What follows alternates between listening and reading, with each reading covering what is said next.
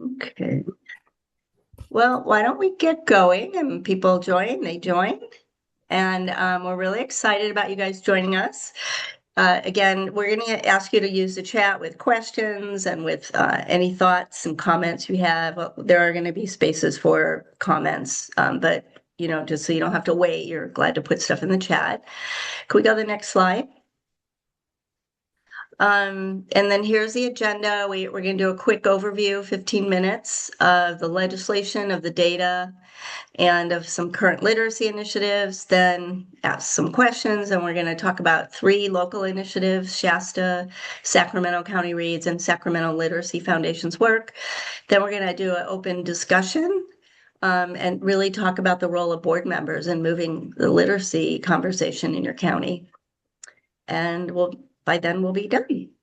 Here are our counties. We're actually 46 members strong because Plumas just joined us. So we're really excited about that. Next slide. And I think you all know that who we are, but we're about empowering county board members to be advocates for students, for our students especially. And we see ourselves as the leading voice for county boards of education to improve outcomes for our students and our families. And next slide, we have kind of 4 buckets of work, but advocacy, we've been active at the legislature. Partnerships, we've been really building a strong partnership with the county soups and some other folks. We're really about empowering our trustees through these kinds of sessions and our in-person trainings. And we're trying to be forward-looking so we can help bring new innovative ideas to our county boards. Next slide. And we have 3 great speakers. Laura Manuel is from Shasta County, a board member. And so she's going to talk about their incredible literacy efforts that their county board has led. And then our next speaker is Becky Sullivan, who works for the County Office of Ed, which is my county office of ed. And she is not only our leader locally on all of our literacy work, but she is one of the statewide leaders doing incredible work statewide, pushing the literacy agenda. We're so proud to have her as on our team. And then our third speaker is April. Next slide, possible? Oh, I don't know if we have the slide for April. So April is our next speaker. April's been a great partner with me and our county board, and she's with our Literacy Foundation, and she'll tell you more about them. But it's through that community partnership and the work of SCOE here that we've really, I think, made some great progress on literacy. And with that, I think we're going to jump right into the presentation. All right, let's go ahead and share my screen. And get you guys situated on the screen here so I can see everybody. Can you see my slide okay? Yeah. Yep. Okay, great. Well, I'm Becky. Thanks, Bina, for the lovely introduction. And we are going to be talking about literacy initiatives across the state and then give you a couple of examples that we've been working on in Shasta and in Sacramento. So here's our agenda, same that Bina just went over. So let's go ahead and jump into an overview of what's happening in California with literacy. And the short answer is there's a lot happening in California with literacy. But let's start off by taking a look at the data. So as you know, we test students in CASP and ELA and math, and in some grades, science, in grades 3 through 8 plus 11. So this is a look at overall all of those students who took the test. Currently, all students are 48.82 proficient overall in California. We have had growth from 2024 and we've had growth from 2023, but we still have not recovered from the pre-pandemic levels. So I like to tell people that the pandemic did not cause our current literacy crisis, if you will. It did not help it for sure, but we weren't doing fantastic before. We were just over 50%. So we still have some recovery to do, but we also have a long way to go because we know that we can teach nearly all students how to read. And I'm going to be dropping some things in the chat for you. These are resources that you are probably aware of, but just in case you aren't, this will take you to the CASP website where you can search by district, you can search by school, and you can also drill down by grade level and student groups. So that may be a resource for you. So let's dive in now to third grade. So in third grade in California, we have more kids reading not on grade level than on grade level. And April's going to talk to you in a little bit about this map that they have created where you can look up any district, any school, and see how they are doing. So when she gets to her part of the presentation. But as you can see in third grade, we're sitting at 45% proficient. And we consider this to be a reading crisis because we have over 50 years of research that tell us how kids best learn how to read. You may have heard of the science of reading. It's been around for a long time and it pulls from lots of different sciences that are out there, but we can teach nearly every kid how to read. And the brain works the same way in nearly every child when it comes to learning how to read, and there's a best way to teach them how to read. So this is a solvable issue. So what is the scope of the reading crisis if we did in third grade, if we dig down a little bit more? Well, you can see that our most vulnerable populations are doing even worse than that 45% of students who are reading on grade level. And there are dire consequences to that because if we don't get folks reading on grade level, then they cost lots of money later on in terms of interventions. It's costly to have intervention teachers. We have to double block them sometimes when we get to middle school and high school. We have to have special materials to teach them, and it takes more time as opposed to getting them on grade level in K, 1, 2, and 3. Further consequences of that are we have adults with illiteracy who are more likely to be unemployed, socially isolated, incarcerated, become disenfranchised, and have poor health conditions. And that is hard on society. So, what's California doing about it? Well, California's been very, very busy in terms of literacy. We have a Golden State Literacy Plan that was put out by the governor, which details all of the initiatives that are currently happening across California. We now have a statement on CDE's website that describes California's approach to literacy and biliteracy. This is a huge step forward for us, especially if you are familiar with the term the reading wars. And that's about different methodologies about teaching kids how to read. So now we actually have a statement that says we provide direct, explicit, systematic instruction in literacy. We have a roadmap that's currently being worked on, and that's for TK5 and then 612, which give us very explicit information in what we're calling the content blocks. There's also a multilingual guidance document that's forthcoming this spring. We have P3 learning progressions that have been published. We are now screening, thanks to legislation, all of our K2 students, and we are very behind in that in terms of what's happening across the country, but we are now screening all of our TK2 students to see who may be at risk for reading difficulty. It is not a diagnostic exam. We have lots of legislation that's come forth that April and I will be talking about, 1454, AB 121. We have a literacy coach and reading specialist educator training grant that has 2 cohorts currently with 803 schools. I lead that project, and we're about to add 345 more, which will put it over 1,100 sites. There is a comprehensive literacy state development grant, which is federal. And we just got a second round, and those have just been announced. And those are at 3 different county offices, and they have multiple partners across the state. And we also have a statewide literacy network that I also get to participate in. So the Golden State Literacy Plan tells us that we are grounding our work in our English language arts, English language development framework, which is research-based. I actually got to chair that committee when we put it together, and it was a groundbreaking document in its day. It was published back in, I think, 2012, 2013. We're the first one in the country to combine English language arts and English language development together.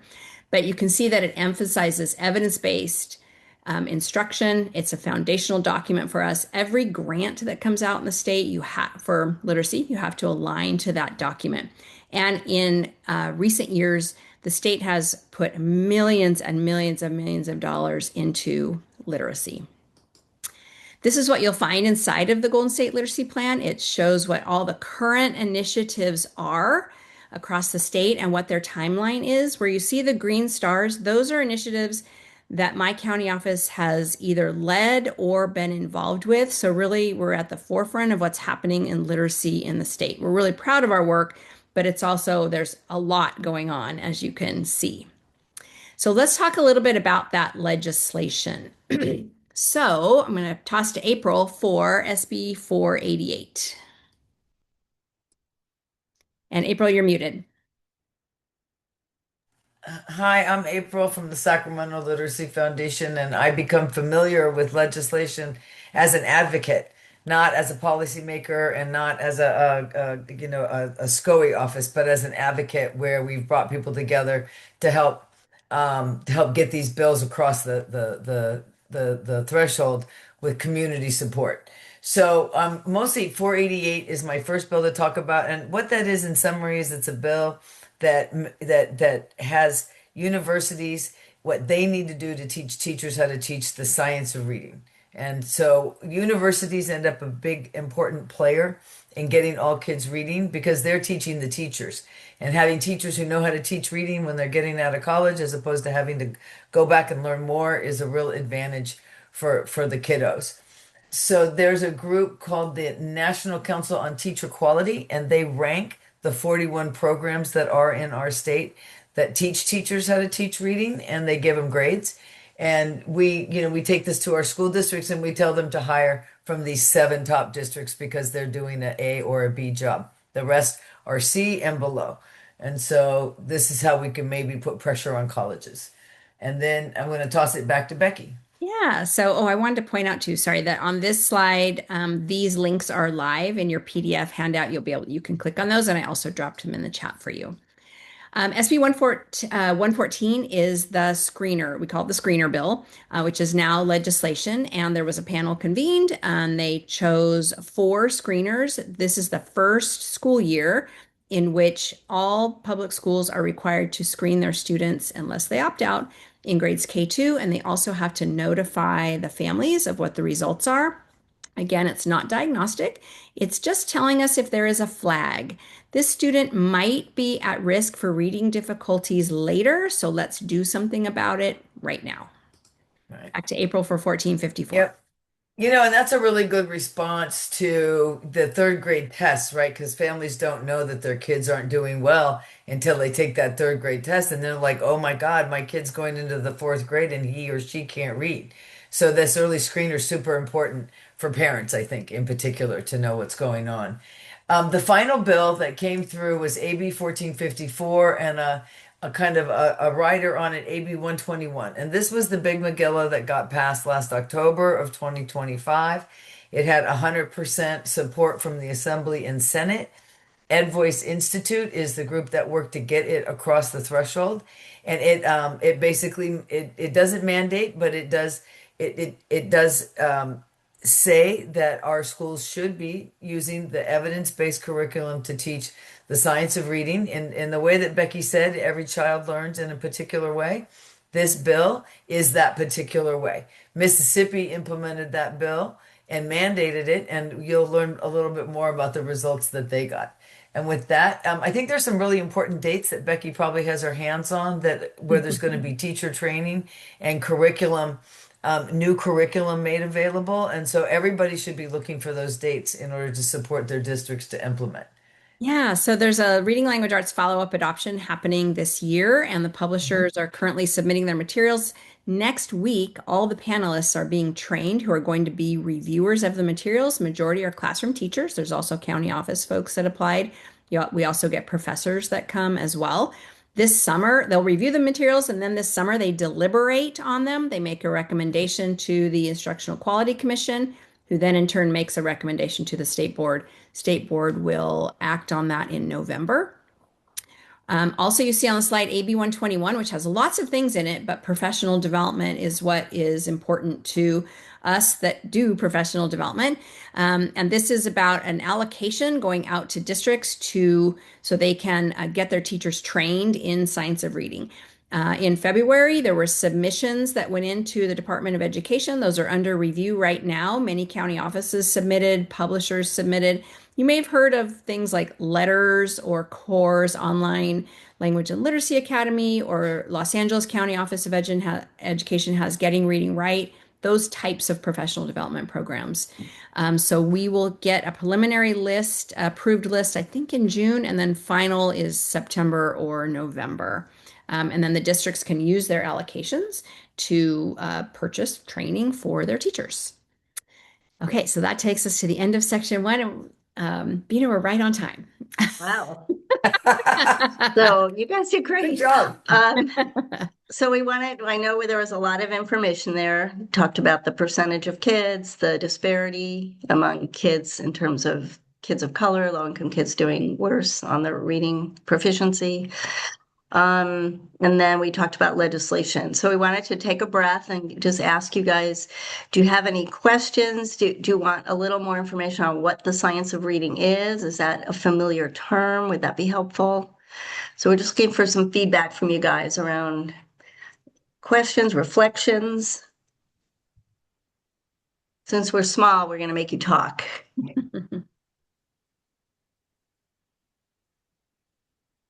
Vanessa wants to say something. Vanessa, go on. Sorry. Sorry, I didn't see Yes, that. I'm sorry. I'm in the car. That's okay. I guess my question is the association going to be taking action on these pieces of legislation that the boards can get behind as well? So the ones we just shared have already passed. They're already in. Well, yes, the one that April was talking about. Oh, about the universities. Mm-hmm. Yeah, so what her group has been doing is talking to school district boards in terms of, hey, if you're going to be hiring, why don't you hire from a university that has a really high grade on this report? So that would be a great thing, I think, for you all to talk about.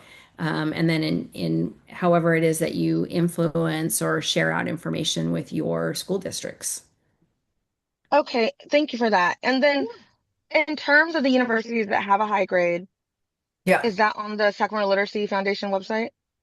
No, it's not. But where you can get your hands on that is you can get your hands on that with the group that does it, the National Council on Teachers Education. And what I'll do is I'll find that website Yeah, and I'll put a Okay. link into it. Okay. Thank you so much. Appreciate it. Uh-huh. You all will get these slides. So, yeah. Okay, any other thoughts or questions? Otherwise, we'll move on. Okay, and just please, Marcy wants to know more about the science of reading. So, Becky, can you give like the 1 or 2 minute version around what is the science of reading, by the I way? can, yes, and I'll talk just a smidge about it too when I get to the Sacramento County Reads Initiative, because it's grounded in the science of reading. What it really is about 50 years of research in many different fields. And I'll drop a resource into the chat for you. It's the Science of Reading Defining Guide. And it tells us what we should be teaching and how we should be teaching. And a simple way to look at it is through the simple view of reading, and I'll show you a graphic of that in a little bit. But if you think about word recognition and language comprehension, you have to have both of those in order to produce a proficient reader. You have to pay attention to all of the elements of how a student decodes the text, lifts the words off the page. And then the language comprehension piece is things like text structure and vocabulary and genre and background knowledge and schema. Those continue to develop over the course of our lifetime. And if you think about yourself as a reader, you can probably decode nearly every word that you encounter. But every time you read a book, you are growing your background knowledge, or you employ your background knowledge. You might be learning new vocabulary. It might take you to a new place in the world, and you get to learn new things about people and culture. And that just keeps growing and growing and growing over the course of your life. And so to become a proficient reader, you have to be increasingly strategic in how you attack text and increasingly automatic in how you read or decode the words. And you have to have a lot of practice, and you have to have really good instruction. And That's I know the shop. phonics plays a role here, right? Like Yeah. for a while, we stopped teaching Yeah. phonics, and now Right. we're doing it again with other strategies. Yeah, so phonics would sit in that word recognition part side of the reading rope or the simple view of reading equation. Actually, maybe I'll just show it to you right now because that way it will be easier for you to see it. So you can see word recognition and language comprehension equal reading comprehension. And if you notice that it is a multiplication equation, that's because 1 times 1 equals 1. And if you're weak in word recognition, so let's say it's a 0.5, and you have a 1, you're strong in language comprehension, but 0.5 times 1 is only 0.5. So you're going to be a weaker reader. If it's 0.5 times 0.5, that comes out to 0.25. So strength in one does not make up for a weakness in the other. You have to have strength in both. And this gives you a little bit more detail. We call this the reading rope. And you can see that phonological awareness, decoding, sight word recognition are part of the word recognition, and language comprehension is, as I was saying, background knowledge, vocabulary, language structure, verbal reasoning, and literacy knowledge. Those are the ones that continue to grow over your whole life. And so word recognition is taught to mastery. By the end of second grade, by the end of third grade, you've been taught everything. You should be able to decode almost every word that you encounter. We continue to work on multisyllabic decoding and bringing in Greek and Latin roots and morphemes as we get up through fifth grade. And then language comprehension, we work on from birth all the way through our whole lives. So that's what goes into becoming a skilled reader in a simple view. Yeah, thank you. Thank you. That was like 40 hours of academic learning in 2 Yes, minutes. So thank that you. was a Yeah. master's degree in physics. Yeah, yeah. And a little later, Becky is going to talk a little bit about some of the strategies they're using for older kids because we Yeah. know, particularly kids we serve, how a lot of kids, well, we know from the data, a lot of kids aren't getting this by third grade. So, Yeah. I just put in okay. the chat the booklet, the Science of Reading Defining Guide, and those are that's from the Reading League, and they're a fantastic organization. You can order hard copies from them, but you can download for free the booklet here, and that will go in a little bit more depth into some of the things that I was sharing. Thank you.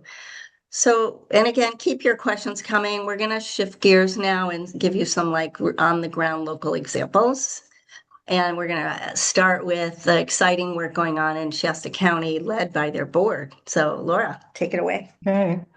Well, thank you. It's nice to be here and share a little bit about our literacy initiative. It was a 2-year, $50,000 initiative.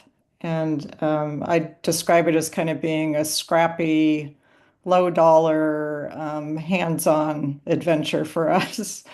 So I'm coming to you from up here in Shasta County. And we're a county with about 26,600 K-12 students, and we have 23 school districts. So the way our initiative came to be, our board was working with a facilitator who was helping us become a better board, helping us become more effective. And he suggested doing an initiative, and we actually ended up doing 2 initiatives, but one of them was on literacy. And we started by forming a subcommittee. And the first thing we did was set a goal. So our goal for the initiative was for every Shasta County student to become a skilled reader who reads with confidence and understanding. And we realized that's kind of ambitious. And we realized we weren't going to solve literacy with a 2-year in 2 years. And we also recognized that there was a lot of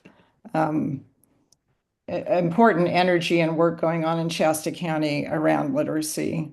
So we weren't the first ones or the only ones to be doing anything. We have a county staff that's very involved in different literacy things, and the school districts are involved. And then we also have a Reach Higher collaboration up here, which is collaboration of educators, healthcare officials, community leaders in all different walks, and one of their priorities is literacy. So what we wanted to do was we wanted to figure out ways to come around the work that was being done, and then to maybe look for some new opportunities that people hadn't had time to do. So next slide.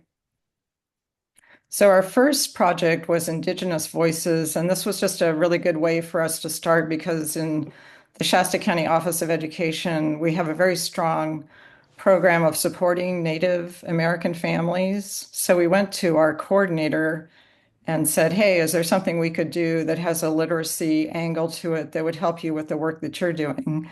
And she said that there was really a need to have more books by Native authors in the schools, that it's really important for students to see themselves in the books that are at school. And it's important for everyone to learn other people's stories. So we set about developing collections of books, and they were based on grade levels and ages. I think there were 4 different collections. And the Literacy Initiative paid for the books, and we put them into school libraries, and there were 78 school libraries in Shasta County that got these books. And we had an event when we gave the books to the schools, and 2 of the Native authors participated by Zoom in that event. And then we had a couple of our literacy committee members that spoke at the event. And we've just had some great feedback on this program. We hear stories about students who are so excited they came home and told their kids told their parents about these books that were in the school library. So it was a good start for us. So next slide. Ignite Reading, if you're not familiar with it, it's a very structured online tutoring program where students work 15 minutes a day with the same tutor. And in Shasta County, we're seeing some great results with it for schools that have tried it. It can be kind of pricey. So our initiative funded 3 slots for a middle school in Shasta County. And the reason we decided to take on that project, this school was working with our county office on differentiated assistance. And we wanted to demonstrate, because there's so much emphasis, and there should be, on students learning to read by 3rd grade, but not everybody gets there. So we wanted to show what you do when students don't reach that benchmark, that there are supports to help them, and this was a way for us to do that. So the next slide. Reading Pals, this is a gem of a program. Our literacy coordinator was down in Butte County at an event, and she heard about this Reading Pals that's been going on down there. It's probably been a good 10 years or so. And so she started exploring, well, wait, could we get that up here in Shasta County? And this is an example. The Shasta County Office of Education loves a good partnership. So we were able to partner with Reading Pals down in Butte County. They're really generous in sharing their knowledge and their experience and getting us set up. And they had never really done that kind of partnership before outside of their county. So we just piloted it at 2 different schools in our county, which is another thing that our Office of Education likes to do, if we're considering something, to start small with it and kind of work out any of the kinks. And so we started at 2 schools, and this is sort of an example of the hands-on theme of our initiative. One of the schools didn't have enough tutors. What this program does is it pairs community volunteer. We're doing it at after-school programs. A community volunteer comes in and reads once or twice a week with the same 2 students, and it's really developing a connection. Beyond the reading, it's just like these kids are getting one-on-one time with an adult, which is so important. So they're getting a connection and they're building their confidence. One of the schools didn't have enough volunteers, so I ended up, as part of our pilot, going down there last year and volunteering, and then I'm back at it this year. I really enjoyed the program. So next slide. And we've now expanded to 11 11 schools in Shasta County, and it's just getting great reviews from the teachers and the kids and the volunteers, the adult volunteers that are in it. So next slide. Our initiative, one of the things that we wanted to do was we wanted to make sure that our community knew that helping kids read, it's not just up to the teachers. The whole community really needs to be involved and needs to take part. So we offered a screening of Hopeville, which is a kind of a fun movie about sort of a quirky guy. And so we did that, and again, a partnership. We partnered with the Sundial Film Festival, and then Reach Higher helped us with materials cost too on that. And then we had a panel discussion by educators following the screening of the movie. So next slide. The Dolly Parton Imagination Library, if you're familiar with that program or not familiar with it, it's a program that provides free books to children ages 0 to 5.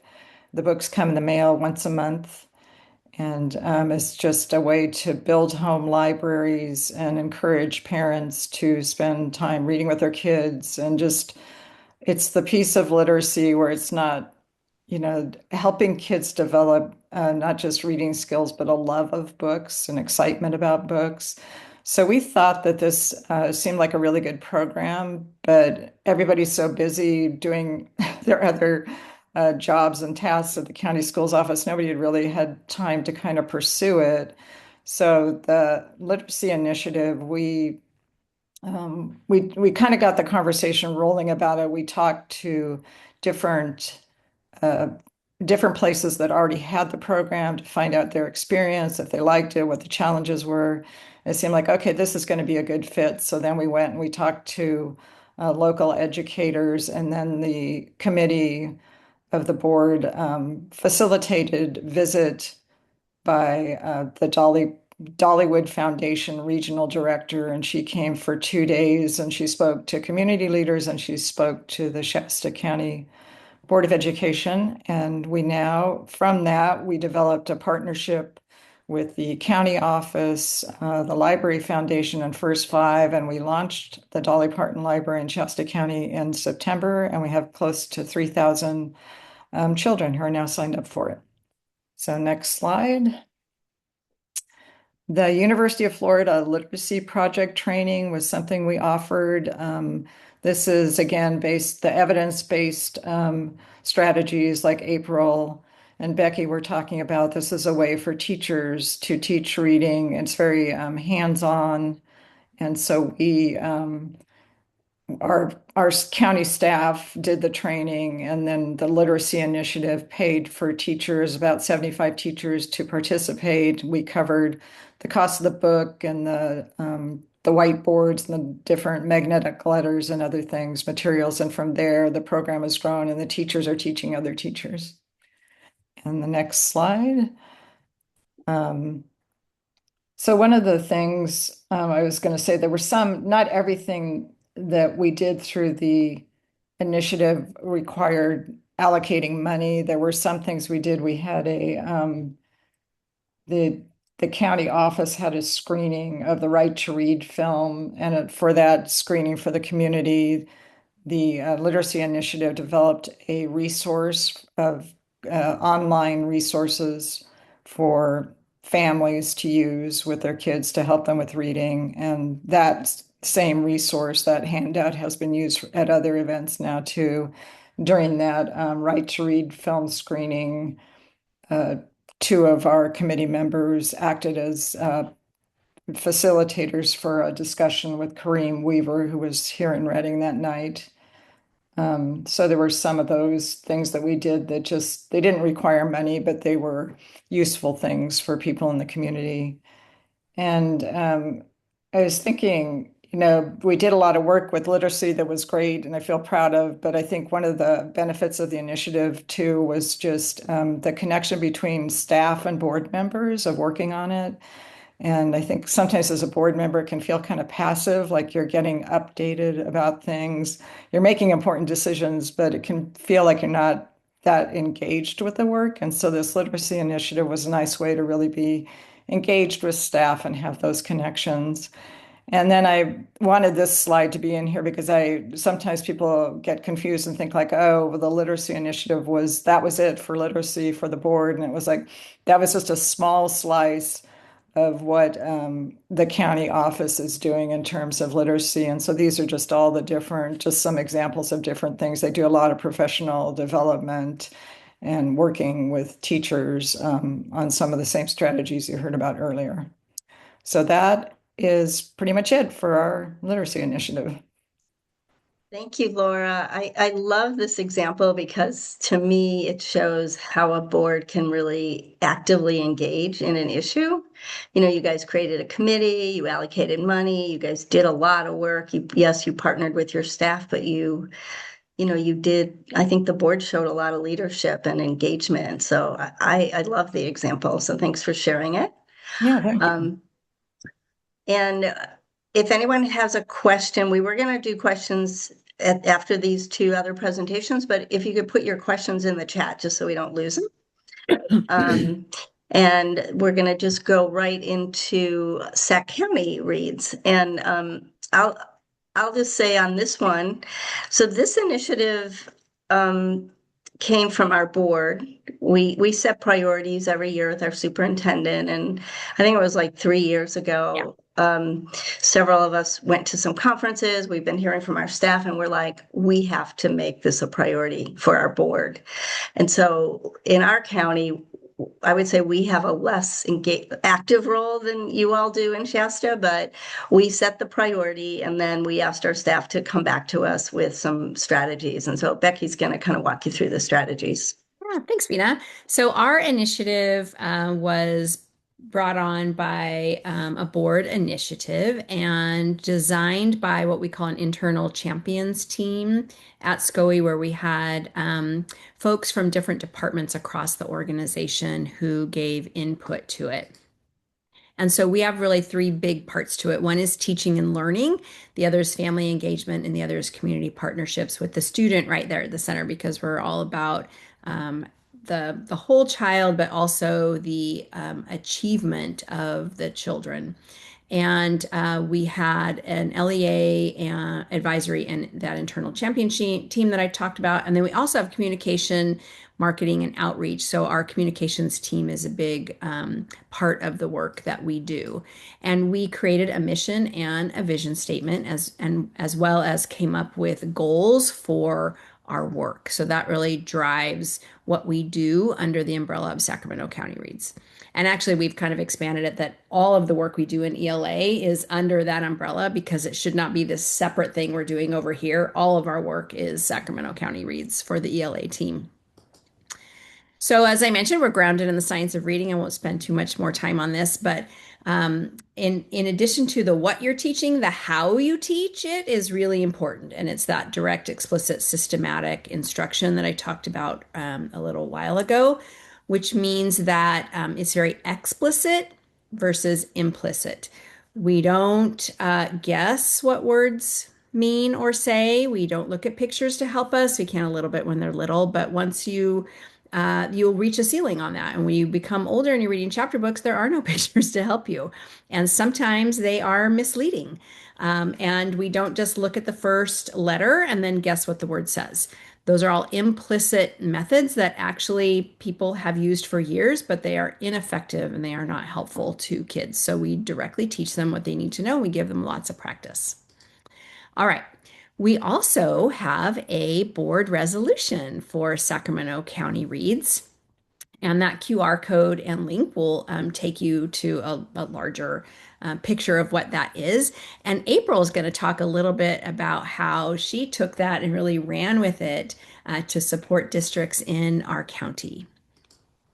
Okay. I just want to say at the board resolution part. So when the board was trying to think about like, how can we actually contribute to this work? We decided we wanted a board resolution that our board would adopt, and that then we would invite the other boards in the county to adopt as well. And so that this resolution was really our our way of having some board engagement and leadership on this issue.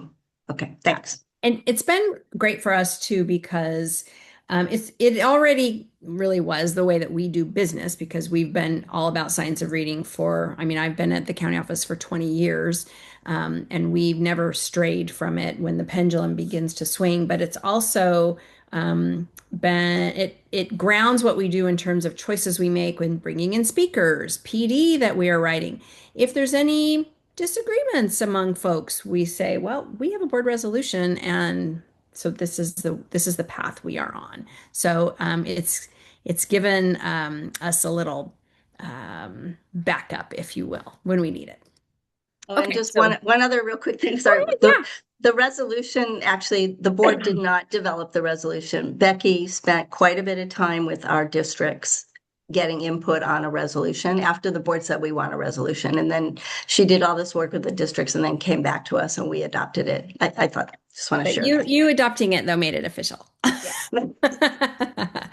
Okay, so in teaching and learning, we're going to spend a little bit of time talking about our Corton Community Schools, who are our own kids that we support every day. So I'm going to actually have Bina talk a little bit about how we've been supporting the schools through the initiative. Yeah. So again, in thinking about how our board could have impact and influence over this initiative, we realized that the Corton Community Schools are the schools that we are directly responsible for. The kids in those schools we're the school board of record for. So we have been asking our staff, now that we have literacy as a priority, like, what are we doing in our schools? This has been a repeated request, conversation, so they know it's a priority for us. So our staff have really done some really good work over the last, I'd say, 2 years in particular. And specifically a lot of teacher training, but they are now testing every kid that comes in on their reading levels. So we get a baseline right away. And we also adopted a program called Achieve 3000, which is like iReady and other types of those online programs. And the staff are requiring every kid to have once a week time on this Achieve 3000, which the data is showing growth for those students who are at least once a week. So if they're more than once a week, they're doing even better. And we have good data on that. We've also hired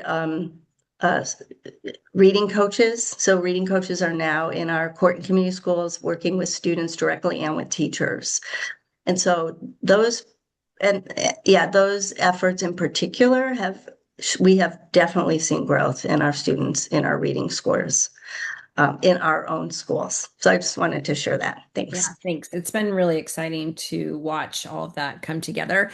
And, we really are focused on, you've probably heard like best first instruction or good tier 1 instruction. And it's really important because we need to catch kids before they fall. And the new screener is helping us do that. And we always say we want kids reading on grade level by the end of 3rd grade, but I say first grade. They have to get out of 1st grade reading 60 words correct per minute. And that gives you 360 days between kinder and 1st grade to get them there. And it's totally doable. But if they leave, when they get the bulk of their instruction in learning how to read in K1, all of the sounds are introduced. There are about 99 spellings that they're introduced to by the end of 1st grade. If you've been in classrooms and you've seen those sound spelling cards, that's what those are. And if they leave with holes in that, then you are playing catch up continually. And they are always a little bit behind, but you also have to be delivering grade level content, grade level standards. And by the time they get to 5th grade, 6th grade, the standards jump enormously once you get to 6th grade, because now your 6, 7, 8 is that span of standards. And interventions take a lot of time, a lot of personnel, and more money, as I said earlier. So we want to catch them early. But we absolutely can catch kids up. You have to be in a really functional system. You have to have good curriculum, a good assessment system. You have to have good PD for your teachers. And you have to have an engaging environment because kids have to show up to school in order to be instructed. So they need to want to come to school. So all of those things are all work together. There are great intervention programs out there for intermediate kids, but you have to know who and what, and you have to be targeting the right skills. So we would rather teach everybody to read in K1, 2 instead of intervene later. So that's my little soapbox about that. Okay.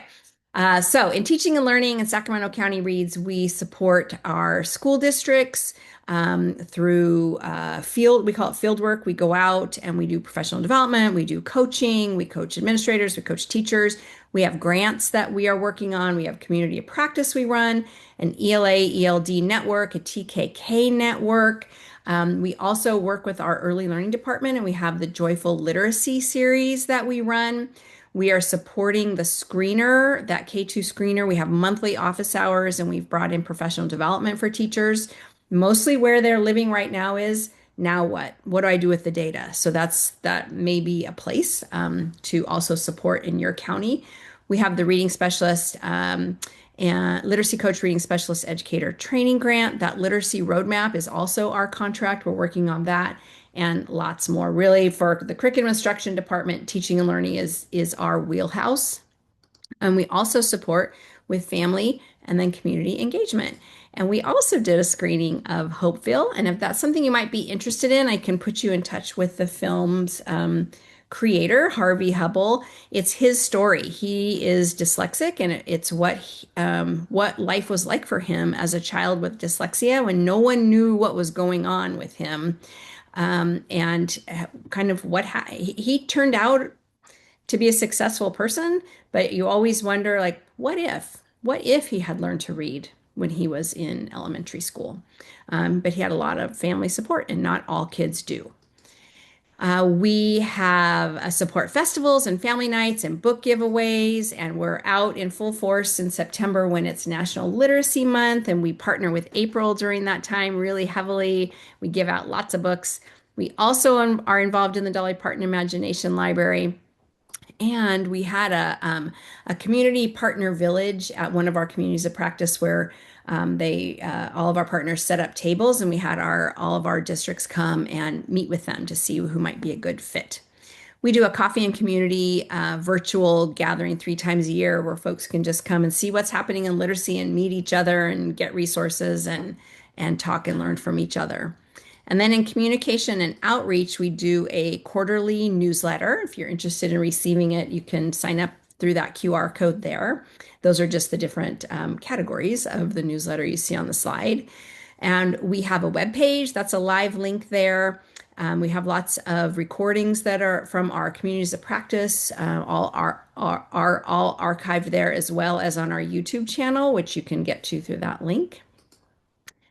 And that's it for Sacramento County Reads in a nutshell. Wow, thank you. There's a lot of work going on here. And so I'm going to invite you to put questions in the chat. We'll get them after April's going to talk for just a little bit, and then we'll come to your questions and comments on all of this incredible work. Great. We did have a question in the chat for Laura. Do you have any sample communications for the Reading Pals program that went out to your potential volunteers?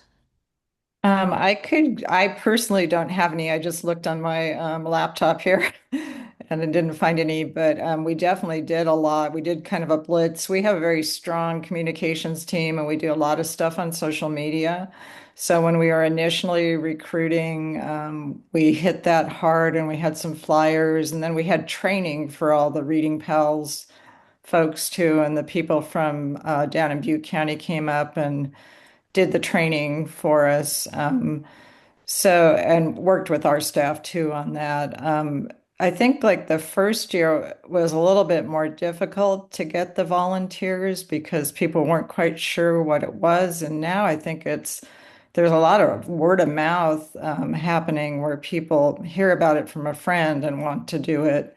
So we have tons of volunteers now. And there's a really nice video we did too that kind of explained the program to the community. And so I think that was really helpful. But I can try to get resources to you if I know how to do that. You could probably get them to Bina, and Bina could give them to Okay. Yeah, yeah. All Yeah, right. and I bet actually, I bet Bina can find her. yeah, and the video would be good too if it's short. We could also publish that for you. Yeah, yeah, it's a great Good. video. Good. Okay. All right. All right. April, you're on. Okay.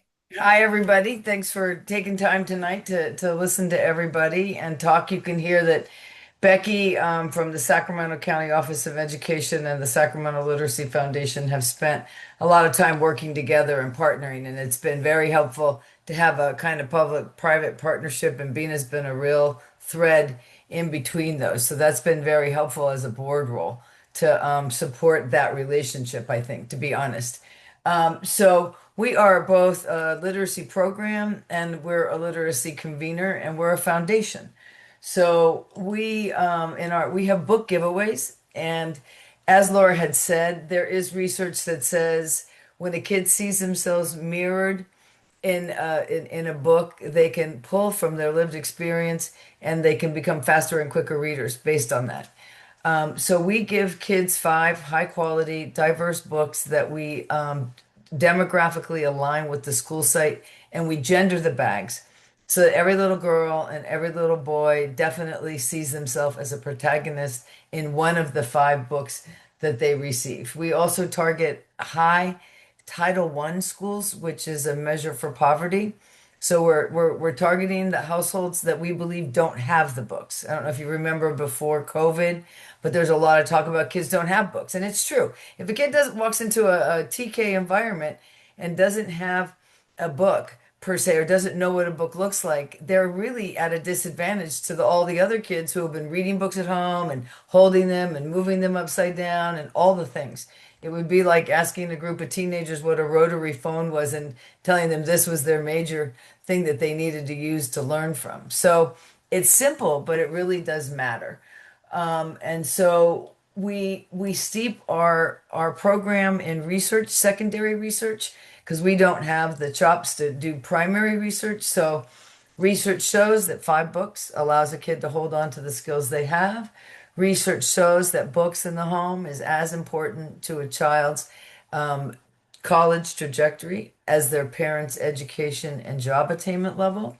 And as I said, and Becky said, or Laura said, research shows that seeing oneself mirrored and windows into my community members allows me to use acquired information for reading success. You guys have asked about the science of reading and the pillars. We also put this parent handout in every bag of books, and these are the 6 pillars of the science of reading. Oh, next slide. Sorry, Becky. It's okay. Next slide. Next slide. Yeah, there you go. So these are the pillars, and we have this in Spanish and English. You can put this on a magnet on the refrigerator. It gives you little simple things that you could do in 5-minute increments each week.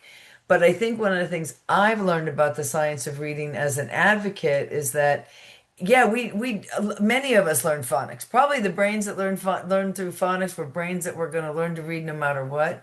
But there's 6 pillars, and they all matter, and they all matter all the time. And so that's kind of the important part, I think, is that you have to do it all at once. You can't teach fluency in the 3rd grade by itself. You need to teach fluency in kindergarten, 1st grade, 2nd grade, all that kind of stuff. And if you're a grandparent, my advice is get your grandbaby talking to you. That's that oral language piece, and that was the 6th pillar that was developed, and I think the 4th or 3rd meta study that was done. So our second program, which we just initiated, is with the WellSpace. It's a WellSpace Health clinics. There are about 10 of them here in Sacramento, and they see 92% low income population. They also see homeless and undocumented immigrants, and so which is a federally qualified piece. And we partner with them, and they are giving every child who comes for a 0 to 5 wellness visit a book that to take home with them. So presumably, if a kid takes, has 12 wellness visits, they'll end up with a small library. What we are finding out really quickly is that the doctors and the staffs really like the book giveaway because it's a real feel-good piece that they get to deliver.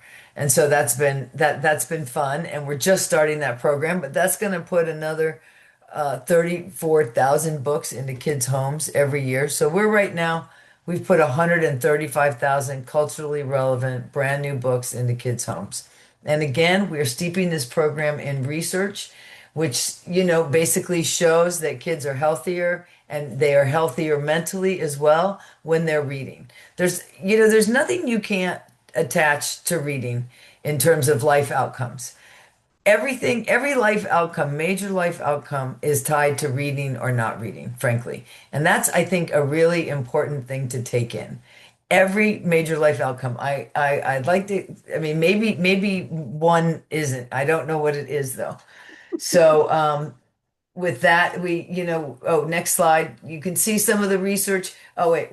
Where are we at? Oh, would you go back? Our third program is brand new. We just piloted it. We're putting classroom libraries in each first, second, and third grade classroom. Again, demographically aligned to the school site that they're in. The next slide shows you that our pilot, we did some work with the teachers to see what they did with the program. And so hopefully we stamp this out with a funder, and we put him in about 250 classrooms so that kids start having exchanges in classrooms. And we're finding early on that kids are reading more, and kids are using the little library as a real tool to engage when there's nothing else they can do in a classroom. Next slide. Our advocacy, let's see, funding success. Okay, we build endowments because we're a foundation. And right now we primarily fund summer reading activities because not reading in the summer is one of the top reasons a kid falls behind. So we continue to build endowments because we are a foundation, and we are privately funded almost entirely. Although of late we've received some government grants for the book giveaways. Next slide. We have a literacy map, which I put a link to the website on, which shows third grade reading rates. And that's because that's such an indicator for advocates. I mean, maybe when more people are reading, the map will become more complicated in different ways. But until more kids can read than can't, I think a third grade marker is a good one to think about and to keep us on track. Next slide. We also do a lot of community things. We do a monthly check-in, a Zoom check-in. We have candidate forums. We have a literacy festival, which I don't think we'll be doing this year, unfortunately, but we've done it for the past 10 years. And we continue to try to bring the literacy community together so that everybody's talking. Next slide. Our policy advocacy. So this, I think Becky talked a little bit about this when when our Sacramento County Office of Education put the Science of Reading resolution out. Advocates got together. We went to all of our districts and we said, we want you to adopt the same thing or something similar and something like it. 4 or 5 of our 13 districts did that, and which was great. And then this year we came back to them, and we always tell them their reading rate when we go, because we want these districts to be on top of the data. And this last time we've gone back and told them about all the legislation that we just told you about. So that's what advocates have been focused on, is keeping an eye on the prize and keeping people a little bit their feet on the data. Because one of the things I've seen is that districts can tell you a lot of really great things that are going on and miss the fact that 22% of the kids are reading and the rest are not. You can really not get that if you're not careful, because we're all a little defensive. And I think rather than be defensive, I think what we want to all say is, here's the problem and let's fix it together. So I think that that's the sentiment that we try to bring to the table as advocates. We're not trying to fight, but we are trying to say, hey, this is a solvable problem and our kids are really suffering. Next slide. I think I finished this. Oh, this is some pictures of us advocating. I thought you guys would have some fun with, seeing that. And that's definitely something everybody can do. It's not as hard as it seems. You just have to talk in 2-minute increments and help all your volunteers do the same. Next slide. Mississippi, they implemented the Science of Reading. They passed a bill in 2013, implemented in 2016, and by 2019, they were at 85% grade level reading, you guys. It just seems like if Mississippi could challenge both the race question and the poverty question and come together, then California ought to think about that hard and long, and we all ought to be competing with Mississippi, in my opinion. Next slide. I'm done. Yay. Wow, that was great. Bina, I was 10 minutes on the nose. You did it, lady. That was awesome. Thank you. I had the opportunity to go with April to two of the school boards. I know as county board members, we always say like, well, how do we relate to our school boards? And one thing that I felt comfortable doing, and it was a little risky because we were asking them to adopt this resolution. I wasn't sure how their boards would react, but I worked with April and her team and the community, and it was great fun. And I think overall we got a really good reception. So. Okay, so we've talked at you for a little bit, but we want to now ask if you have any questions. Is there anything that stood out to you that you want to kind of bring to the table here? A lot of good information. So let's just start with either questions or what stood out to you.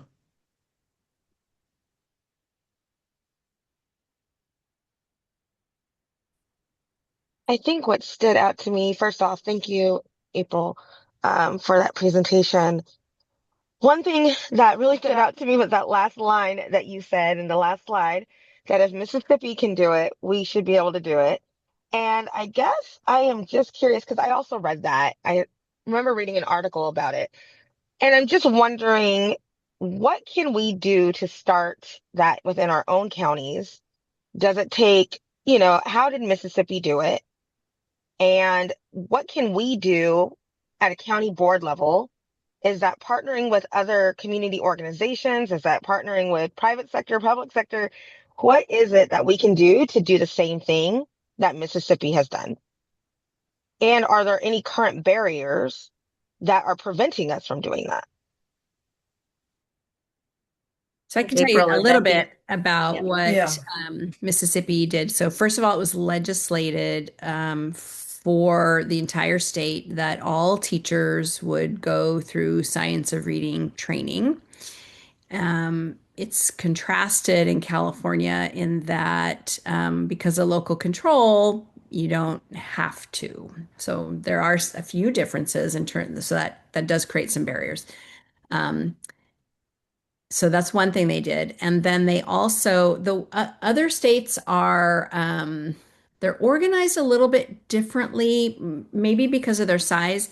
In other states, their Department of Education does the work. And what I mean by that is they hire coaches and they deploy the coaches, or they are regionally based and they go out and either support local coaches or they do the coaching. And in California, the CDE puts out the grants and contracts, and it's typically county offices or consortia that then are awarded the projects and do the work, and the department monitors the work. So there's a difference there, but they had coaches out in the lowest performing schools and areas. And I think there was also an administrator piece as well, but there's a lot of articles out there about what they did. Um, One thing, if you say to anybody from Mississippi, oh, the Mississippi Miracle, they get mad at you and they say, no, it was a marathon. So this Yeah. did not happen overnight. They also had, this is controversial, but if you read it, it's less controversial. They had a third grade retention policy, but it wasn't just like they retained all these kids. There were lots of there were, first of all, kids that were opted out of that. And there were lots of opportunities to catch kids up before they were retained. So there was a stressor on the schools to get those kids reading because of that. So some people feel that that's a really negative thing, but when you look at the details of it in the legislation, it doesn't feel really that negative. Go ahead, April. So Becky, just to add some things to that, one of the things is I think that the not moving a kid forward actually asks the teacher, the parent, and the child to all be responsible for the reading, right? It sort of opens up the dialogue, because if you're not reading, then you're not moving forward. So I think that's helpful. That group of folks also moved to Maryland, and I don't know if you saw, they passed a law in Maryland. which is the very same thing about not passing to the fourth grade. But that just it works as an accountability measure. For me, as an advocate, the thing I think and am most struck by is that they started reducing the level of professional that they were teaching the science of reading to the point where like lots of people in Mississippi understand now how to teach reading. And I kind of think that's true. Like, I think if we all know as grandparents how to help our babies with phonemic awareness and oral language, and we all have a feeling together about what it takes to have a reader, we'll all be able to help kids. And so I do think there is something to the whole community getting engaged and finding ways to do that. And so things I talk about with people is how's literacy showing up in your organization? What are you doing to bring that into your value chain? I'm sure it's important to you, because I haven't met anybody that said, yeah, I don't care if people can read or not. I haven't heard one organization, company, or government agency say that. So to me, that's what's important about Mississippi is that they really lowered the bar on who got to learn how to teach something about the science of reading. And that made a difference, I think. I'll say too, for me, I've been doing this work for a really long time. Yeah. And the work is really hard and it takes a long time. And a lot of the last initiative I ran, which was the Early Literacy Support Block Grant, we were the expert lead in literacy, and I worked with the lowest 70 schools in the state. That was that Ella T lawsuit you might be familiar with. And Stanford did a study on the project. We made significant gains through the pandemic in language arts, and there was spillover achievement in math. At the first training that we had with the schools to get them ready to write a literacy plan, we did an overview of the science of reading, like imagine a 90-minute version of what I did with you. And we had somebody in the chat say, I have been teaching for 27 years, and this is the first time I have ever heard anything about this or like this. Oh, wow. We have a real knowledge gap in the state, and it is believable if you think like I got my credential in 1990, I finished in 1991. And the way I was taught to teach reading was label your room and bathe them in language and they'll pick it up. And I'm not kidding. And so imagine then somebody coming out of their credential program, and that's how they think you teach somebody how to read. And if you go into a district that also believes that and does PD around that and buys materials that support that, I'm not going to learn anything different. And I will keep doing that because that's what everyone else is doing. And so that person had probably been in a more whole language or balanced literacy district her whole career. So it's a huge knowledge gap. But if you come out of a credential program with a more whole language approach and you go into a district that is science of reading, you'll get trained in what you need to know. But the opposite could happen too. You could come out of a credential program that was heavy in science of reading and you could go into a district that's more balanced literacy. And then you kind of have to, if you're a brand new teacher, it's hard to be rogue. So there's lots of variables happening out there. But the state, I will say, is working very hard in having messaging and more coherent approach to how we teach reading in California. We're still local control. You can still take the money and run and not maybe do what you're supposed to do, but it takes the whole system. And every project that I run, we have an administrator strand in it because every initiative lives or dies on the principal's desk. I'll say it again. Every initiative lives or dies on the principal's desk. So the principal has to lead. And if there's a coach, they have to stay in their lane. The principal needs to set the conditions for the coach to coach, and the coach needs to let the principal lead, but they need to support that because they are not a literacy expert necessarily. But a functioning school in a dysfunctional system district has a hard time moving forward. A dysfunctional school in a dysfunctional district isn't going to go anywhere, but a dysfunctional school in a functional district can get support. What we really want is a functional school in a functional system because then the whole system can move forward. It takes everybody. It really Yeah. is a system issue. Yeah, and I Thank think you have you. two examples of Sac County and Shasta County that are working at the systems level. So either more reflections or the other question we were going to put on the table, in addition to questions or questions, or what resonated with you is what can county boards do? You had a few examples here. So I'm going to add that question to our yeah, that's good. Although, would you mind so we can all see each other, Debbie, Yep. or who's ever sharing? It's me. Okay. Yeah, so just some more conversation. Chelsea, Beverly, Marcy, Nancy, Yvonne. Well, I like the fact um, that there were parts that were very board focused because I feel like when we talk about literacy, um, especially at a county level, they're not looking at the county board to really do much of anything about it. I hate to put it that way, but especially I think in our county where we don't have a large court and community school. So what we do have, and I did look it up, and only 42 to 50% of our kids in San Mateo County are reading, are not proficient in reading. Those are third graders. Mhm. A So lot. yes, Yeah, when I read that, it kind of made me sick to my stomach. you know, and the one thing you're talking about, Bev, I'm sorry, I don't mean to interrupt you. No, go ahead. Go Well, I ahead. was just gonna say, like, when you say that statistic to people, like just sharing that statistic as a board member and messaging that to whoever will listen to you is a way to get attention on this issue. And I feel like that's one of our roles is to call attention and to advocate, not just at the legislature, but advocate locally. Like, just get the message out. It's so enraging, these numbers.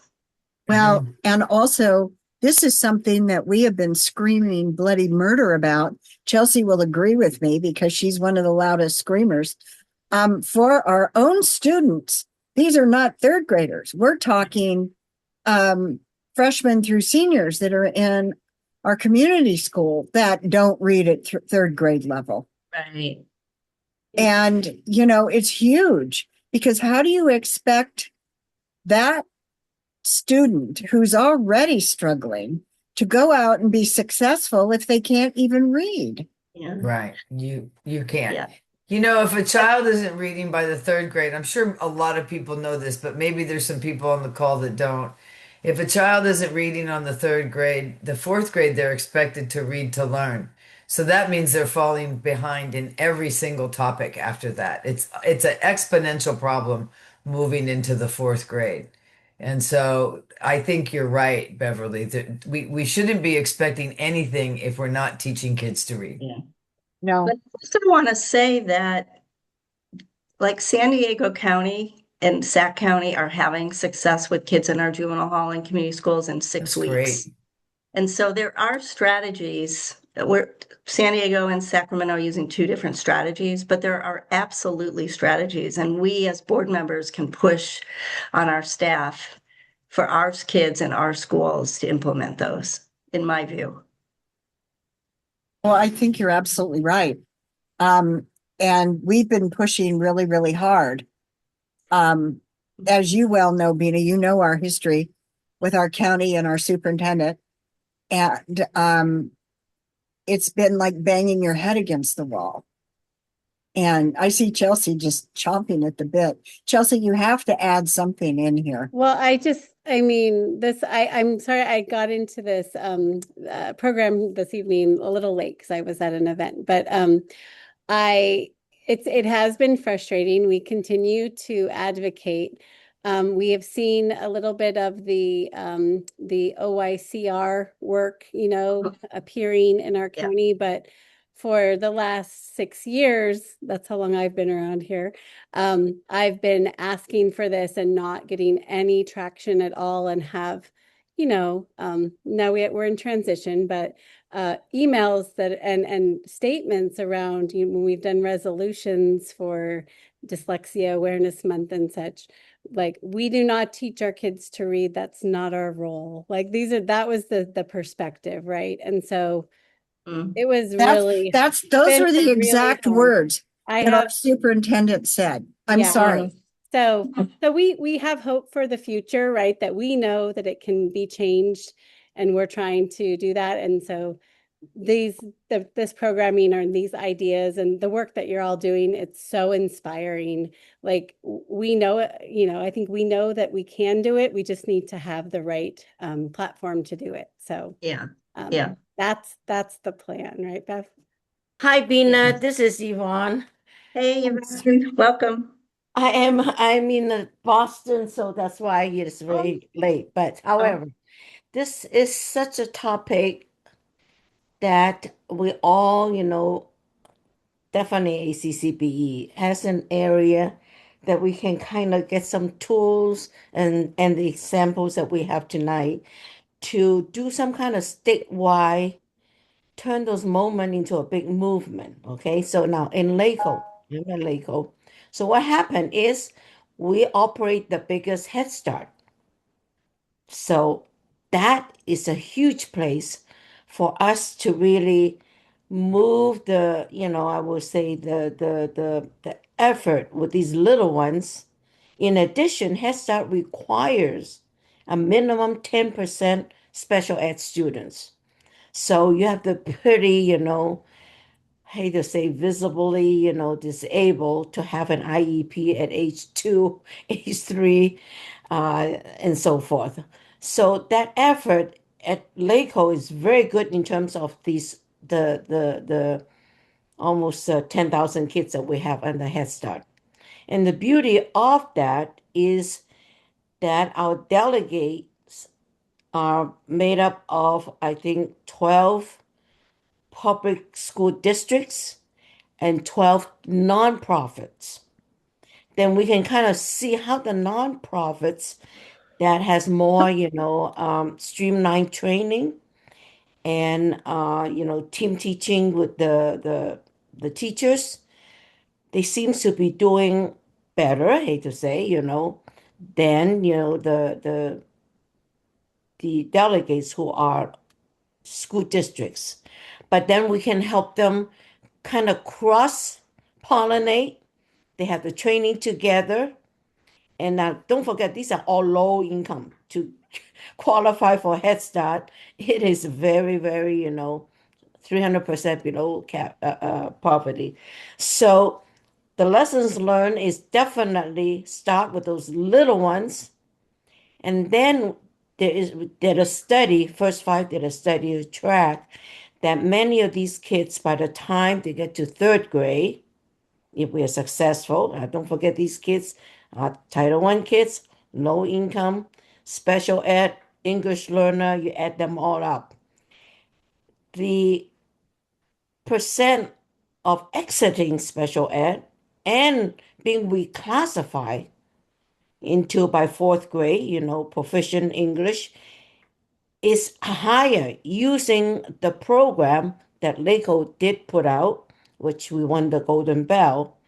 And it is the science of reading, which is years and years ago. So here, I really want to kind of push for all of us to kind of have more conversation about county operated preschool, Head Start, community, home base for the little ones, because there's definitely lessons to be learned then. And of course, the bookend we see on the other side is LACO has what? 8 halls and 6 camps. I mean, we are big, 1,000 somewhat kids going in and out. And say, oh my God, what happened? These 12 graders are reading at third grade level. And I know we have great, modules, uh, justice, what do we call it? Well, it's more of a social justice type of whole language model. How can we how can we insert this science of reading and teaching phonemic awareness and use a lot of these, hate to say, strategies we use with the little ones, instead of separate them and say, okay, all right, let's have read 180, and whatever 3,000, all separately learning how to read. And it's to be make sure that it is embedded into these instructional literacy modules. And it's not too late right now. At least we're trying to start with the 13, 14-year-olds that are in the halls and camps. And it's going to be a long way. But anyway, LACO is now, hate to say, looking at the bookends. We're successful with the young ones. So what happened? How can we keep that trajectory to help school districts differentiate assistance, especially with English learners, special ed, here are the ones, and Title One, to kind of keep that pace for the third grade, fourth grade, and then the middle school kids, as much as you're going into social sciences, the more the content and the writing, but never, never give up the science of reading so that they can use those phonetic clues to be able to figure out what the heck they're reading and all the way through, Yeah. just a few inch. But anyway, so Bina, let's have some webinar on those little guys. Yeah, we'll need to do that. We're designing our training for the next year and a half, so we'll add that. Chelsea? I'm curious if so I've obviously been following and interested in what's happening in Sacramento. I'm curious if the counties who are present have these this topic, these goals built into their LCAPs or their strategic plans, or is it like a standalone kind of separate parallel initiative? Does anyone And have? are you referring to the county office LCAP for county. our court and community schools? Yes. Yes, we do. Definitely, LACO has it. I would say 2.5 years ago. And That's it is not really on the LCAP. You can, well, depending how you have the grade level reading standards, right? And so we're not going to have goals such as, okay, just phonemic awareness and use, how to sound our words and et cetera, et cetera. Well, you'd have outcome goals. Exactly. So you Yeah. kind of make sure that it's all kind of combined together. And also the hard thing is, most of our kids that we have are the older teenagers and high school level. So therefore there has to be a lot of figuring out how to measure it. And you're right, we haven't quite figured that out yet. Yeah, in our LCAP, we are getting metrics. I mean, we have the broader goals, but we have metrics around the percentage of kids that are tested upon entry. Mm-hmm. So like last year, it was half of them. This year, it's much higher. And then we also have that were screened when they come into our schools for reading. And then the other metric we have is around the percentage of kids getting 1 day a week of Achieve 3000. And then we track growth, our growth and then we've seen growth from just those two strategies, well, combined with our reading coaches that we have now. Yeah. So it's a component of your LCAP. Yeah. I just feel like we're in the process of meeting around that. And it's a good suggestion. We don't have anything related in our LCAP. It's all. Oh, well, there you go. Yeah. Now you can put it in. And Fiona, just to do a time check here, we're in our final few minutes. So okay. if we Okay. let's see.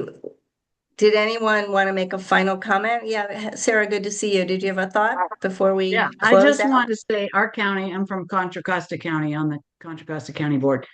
Our county got a state grant for literacy to focus on one school district and I don't know, work on literacy there for the like K-3. But we as a board have asked for literacy updates every once a year or twice a year from our community schools. And then we asked them to get, it felt like there were two different things going on. The county office was doing this grant. They had all this state money to do this grant, and yet the court and community schools were struggling. And so we asked them to talk to each other, which then they did, which was great. But it's like we have to ask all the time to get updates. And a lot of times it's a PowerPoint where it's a little bit updated from last year kind of thing. So it's constant effort, but I'm glad of this presentation. Thank you. Just a few takeaways for me is create a board priority around literacy, or just continue to ask for regular reports on literacy, even if it's not a priority. If you have a pot of money like Shasta did to invest in some projects and can create a committee of your board that can focus on this, I thought that was a good strategy. I think giving kids books. I don't know how many of you, I know our staff are out giving kids books, but I thought that was interesting that Shasta County, actually their board invested in a book giveaway. So I don't know. Hopefully maybe some of you got some other pearls of wisdom. I think I would say too, like as a board member, one of your key roles is to approve the budget. And if literacy is a priority, then need to be asking at those budget discussions, well, show me where in this budget we're supporting that work. And just be very clear about asking about it each time. Yeah, Yep, good I point. agree, Laura. Good point. And we heard LCAP is another place to make sure your LCAP talks about literacy. So I think some ideas. Yeah, so we'll try to keep this ACCBE. We'll try to keep this topic present somehow. I think next steps are, I don't know if we have an evaluation, Debbie, if you want to put that if you guys would be willing to spend a minute on our evaluation. And then you obviously know we're having our Ukiah conference coming up in May. And then we have another, so you know about our Ukiah conference. The last two have been really great if you had a chance to come to them. And then we have another training next week on whole child supports, to be, I think, a really good topic around how do we create integrated services around our kids, particularly kids in our court and community schools. And some other events that were the county budget. If you're running for office, we have someone helping people, nonpartisan, just talking about the process and the procedures and the laws around running for office. So we thank you guys for being here. Please, if you have a minute, take our evaluation survey. And it's 8:30, so we'll stick around if anyone wants to talk, but we so appreciate you being with us. And let's give our speakers a round of applause because they were amazing. And this is being recorded, so we're going to put it out there and it'll be on our website as well. Thanks, Bina. Thanks for having me.